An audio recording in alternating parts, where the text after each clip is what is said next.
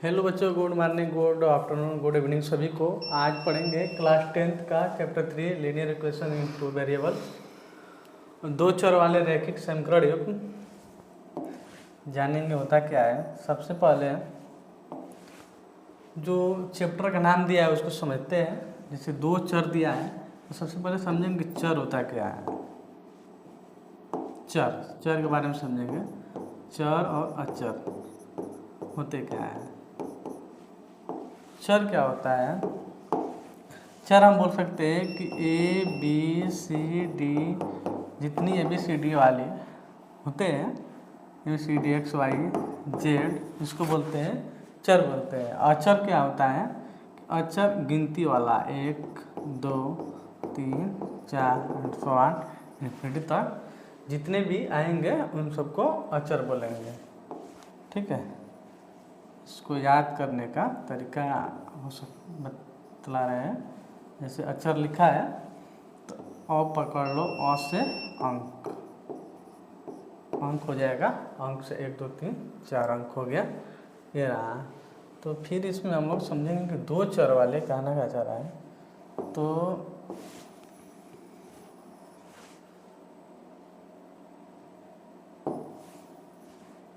होगा इसमें अब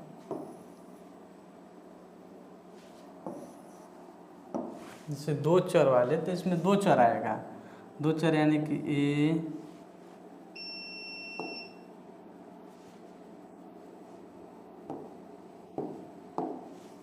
या तो ए बी आ सकता है दो चर, या तो एक्स वाई, कुछ भी, यानी कि दो चर आना चाहिए। ठीक है। रैखिक का मतलब होता है जो घात होता है कितना होना चाहिए? एक।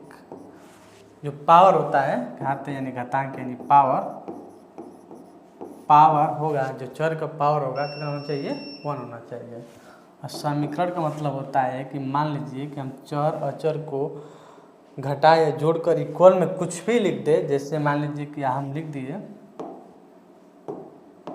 समीकरण का मतलब ये होता है कि मान लीजिए कि यहाँ लिख दिए 3x + 2y इक्वल में कुछ भी 0, तो ये हो गया समीकरण हो गया। ठीक है। और युग्म का मतलब होता है जोड़ा। ये एक हो गया तो एक ऐसे और बना देंगे, जैसे 2x + 3y = 5, ऐसे होगा। इसको बोलेंगे दूसरा, मतलब कि इसी को बोलते हैं युग्म बोलते हैं कि ये हो गया और ये हो गया, जोड़ा मार गया।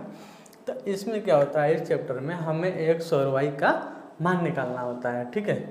कैसे मान निकलेगा बतलाते हैं। जैसे लिखा है x और y का मान निकालने की विधियाँ। जब दो रैखिक युग्म समीकरण दिया हो तब, जब जो घातांक हो, जैसे यहाँ पर दिया है, जैसे इसको हम बना देते हैं इक्वेशन टाइप का। जैसे आप बनेगा इक्वेशन टाइप का, जैसे लिख दिया हम 3x + 2y = 0, 10 लिख देते हैं। 5x - 3y = 5 लिख दिए, ऐसे करके लिख दिए। तो इसको मानेंगे समीकरण 1 और ये समीकरण दूसरा। समीकरण 1 समीकरण 2 हो गया। इस तरह से समीकरण दिया रहेगा, 1 2 2 समीकरण दिया रहेगा इसमें। ठीक है। इसमें 2 समीकरण दिया रहेगा और दो चर होंगे। एक चर ये x वाला, एक चर है y वाला, दो चर है। ठीक है। तो इसी पर हमें निकालना होता है कि x और y का मान कैसे निकालेंगे। जैसे यहाँ तो इसी पर, तो इसी की विधियाँ होती है कि एक विलोपन विधि होता है, x y का मान निकालने की विधियाँ होती है। एक विलोपन विधि, एक प्रतिस्थापन विधि, एक ग्राफ्य विधि होता है। तो बारी बारी सबको समझेंगे। सबसे पहले समझते हैं विलोपन विधि से कैसे मान निकालेंगे। तीनों विधियाँ से मान सेम आता है, तीनों विधियों से मान x और y का सेम आता है। तो सबसे पहले समझेंगे विलोपन विधि से कैसे इसको हल करें। जैसे लिखा है विलोपन विधि से, क्वेश्चन दिया है x + y = 10 और x - y = 2, और यहाँ पूछ रहा है कि x बराबर क्या होगा और y बराबर क्या होगा। तो समझते हैं कि विलोपन विधि होता क्या है। विलोपन तो नाम लिख दिए, कोई पूछे विलोपन विधि होता क्या है, तो विलोपन विधि समझते हैं कि विलोपन विधि होता क्या है। तो विलोपन मतलब होता है कि लोप यानी गायब। इसमें हमें क्या करना है कि गायब करना है। किसको गायब करना है, तो हमें इसमें क्या होता है कि जो समीकरण लिखा है जिसमें चर या अचर दोनों लगा हो, तो हमें क्या होता है कि इसी में से हमें किसी y या तो x किसी एक को गायब करना होता है। तो यहाँ पर लिखा है x + y = 10 और x - y = 2 लिखा है। अब हमें क्या करना होगा, गायब कैसे करते हैं।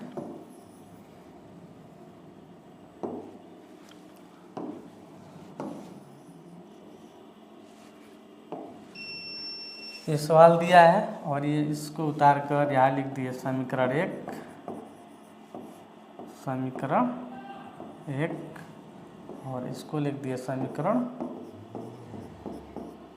2, इसको लिख दिया समीकरण 2, इसको 1 लिख दिए, समीकरण लिख दिए। अब गायब करना है हमें, तो गायब लेफ्ट साइड वाला गायब करने होता है। तो इसमें भी x को या एक गायब कर दो या तो y गायब कर दो। तो गायब कैसे करते हैं, इसके नीचे एक कैसे डंडे खींचेंगे। खींचने के बाद क्या होता है कि अगर चर जो है सेम है, अब प्लस माइनस में दिया रहता है तो उसको कैंसिल कर देते हैं, कट जाता है, प्लस माइनस कट गया।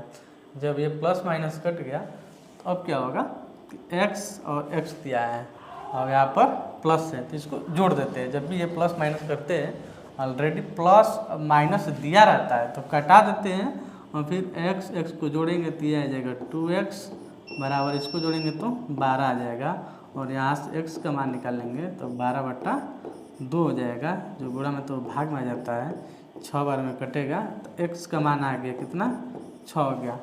अब जब एक का मान आ जाता है यानी x का मान आ गया तो दूसरा वाला मान निकल जाता है। इसको कैसे निकालते हैं दूसरे मान को, तो ये लिखेंगे x बराबर 6 का मान समीकरण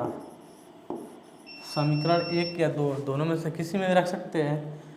हमें वो देखना होता है समीकरण की कौन ज़्यादा कैलकुलेटिव नहीं है, उसी अपने हिसाब से ले लेते हैं।